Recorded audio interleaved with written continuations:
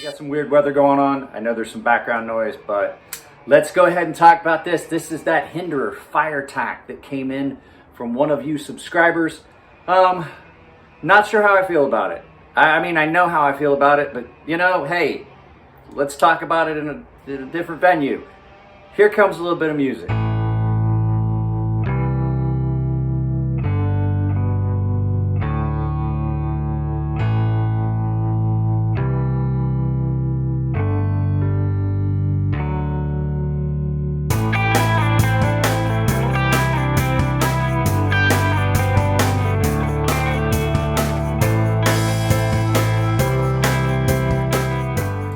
Before we go any further, the channel playing behind me, or supposed to be playing behind me. Channel playing behind me is Cop Watch. They have all kinds of stuff. They show cops getting arrested. They show people getting arrested. It's just a lot of fun. If you just like seeing criminals do dumb things and just generally being stupid, this is the channel for you.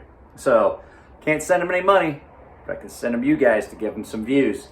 So this is the Hinderer Firetac. Now, this knife came in and I tried to give it a fair shot. It's a very, very good knife. I just don't think that I like this. I'm just come to the conclusion I'm an XM series guy.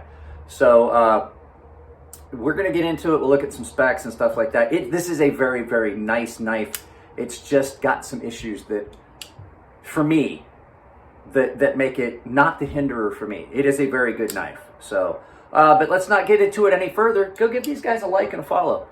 And we will turn this around and take a look at this from above. Let's go ahead and get into the specs first. First of all, take a look at it. This is a very attractive knife. I'm just, there's some minor little things. We'll get into that, but let's get the specs out of the way first. So what are we looking at? We are looking at a 3.62 inch blade with a 3.5 inch cutting edge. That is done in CPM 20 CV. It's a drop point recurve. Now, it has a very slight recurve, so it wouldn't be that hard to sharpen. And it's done in a full flat grind. Now, they've got the blade stock thickness listed at 0.14. Let's go ahead and take a look at it. And I want to look behind the edge thickness, too, because that's one of the things that I had with this. So they've got 0.1, what'd I say? 0.14. So I'll do it right back here. So, yeah, 0.138. 139. That's real close, and like I said, no matter what you do, that's going to be an approximation. They're going to vary from time to time. So behind the edge thickness on this, let's go ahead and look at that. Behind the edge thickness on this, that's still the edge, is 0.026. So it's not super thick. Well, actually, yeah, 0.026. So it's not super thick. But it is enough thicker than some of the other knives I have that was kind of something that kind of bothered me. So this is a thumb stud operator only. It does not have a flipper tab, so it's thumb stud only. Well, thumb disc, I should say, which is a very nice thumb disc, by the way. It's just about the perfect shape and position. So you're looking at titanium frame lock handles with the tip up or tip down carry option, always with the Hinderer over travel stop. So overall length on this is 8.25 inches. So not huge, but also not small. They have the weight listed on this as 4.19 ounces. So let's go ahead and take a look at this on the scale. So in ounces, they say, would they say 4.19 ounces? 4.19 ounces, 4 and 1/8 ounces on the scale. Now this does have an aftermarket scale, so there may be some weight difference. In grams on this, 115 grams. So it's not real heavy. It's not real light, but your results may vary. Even though Nick has certified this is not the most accurate of scales. It's just a simple Hamilton Beach kitchen scale. I haven't purchased anything. So let's go ahead and get into the knife. So I carried this throughout, I'd say the last 3 weeks. This is one of those videos that I had misplaced the footage, and so they came up way later than I had actually filmed it. So this has been in my pocket for a while now. I carried this all throughout Blade Show the second day and the trip up. It carries really, really well. It's not heavy. It carries in the pocket really well. The only problem I really have with this knife is there's so many other knives out there that are so similar that do the same thing. That even though this is a very well-made knife, I've got so many other knives that do this same thing for me at a lower price point.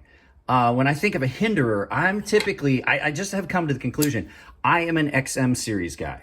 This is probably the best knife I have had in my hand this year. I love this knife. I would literally try to find a way to steal this from Jared if I could. I'm joking, Jared. I wouldn't steal your knife. This completely eliminated all the issues I had with previous Hinderers, but they were always the XM series. So when I think of a Hinderer, this is what I'm thinking of. Now, I know that he has other style knives, this being one of them. I just don't think that I'm an other Hinderer guy. I am definitely a XM guy. Great, great knife. This is a great knife. Now, one of the issues I have with it is the action is like I'm flipping it, but it's too tight to slow roll. And sometimes it doesn't want to flip. It's not got as stiff of an action or detent as I would like on this knife. I don't know if maybe, if I adjusted the lock bar that might change. But what I've found is that I want to try and slow roll it. Sometimes it'll slip out past and I wind up with my finger there. I've actually cut myself with it by accident twice that way. So it's not really one of those ones that you got to really push down on it to slow roll it to make sure you don't slip off of that thumb stud, which I don't prefer that. I would much rather prefer either really snappy action or, because we're going to get into size comparisons here in a minute, something like this, that it is just simply, I have complete control of that. There's not a super strong detent to deal with. I would much rather have that in a thumb stud opener than that. I'd rather have one or the other. Either it snaps open with authority and just flies open on its own, or it's done in a fashion like this where I don't even have to necessarily use the thumb stud. I'm using the blade. My thumb's not even on the thumb stud.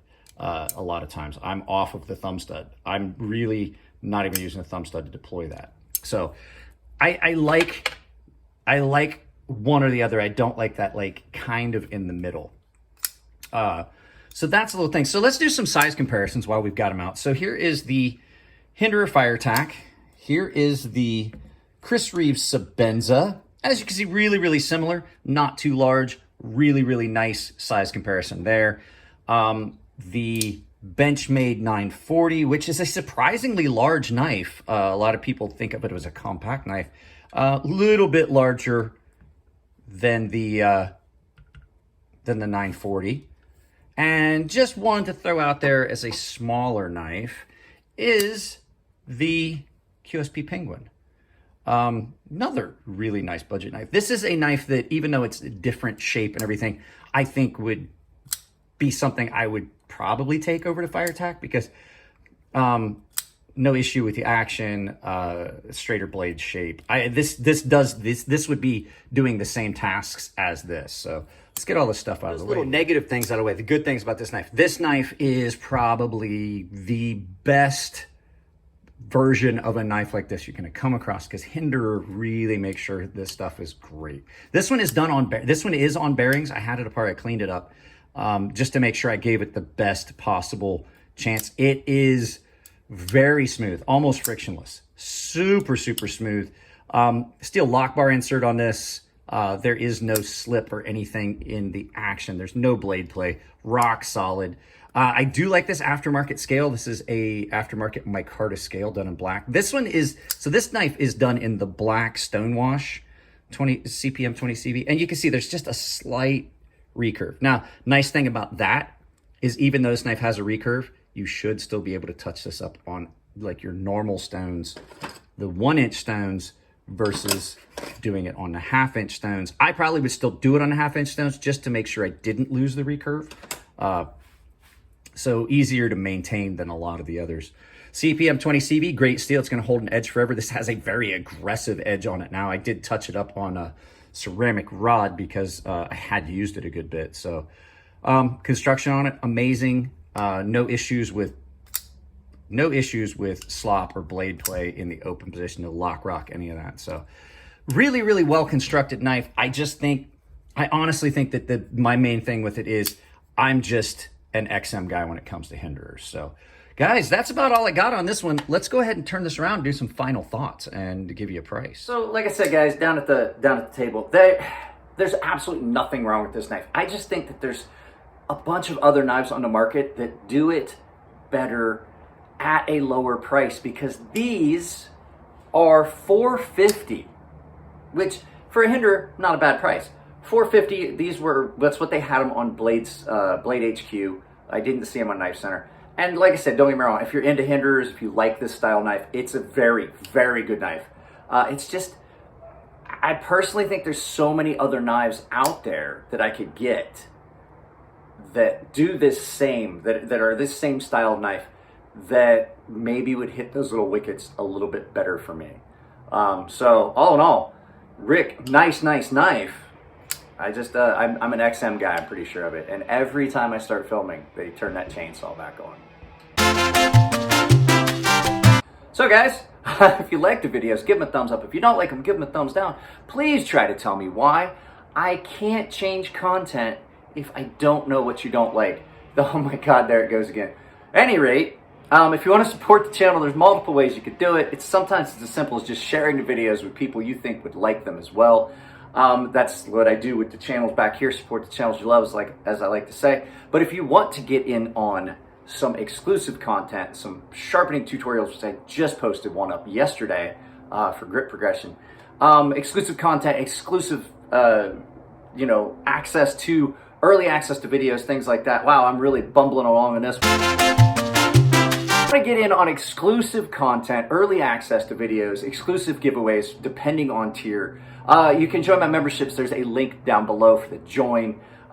There's also affiliate links where you can just buy things off Amazon. I put links to knives that I like. I have a whole list of recommended EDC knives. I'm going to start changing those up a little bit for some other knives. I have tools, sharpening stones, lubricants, things like that, all in there.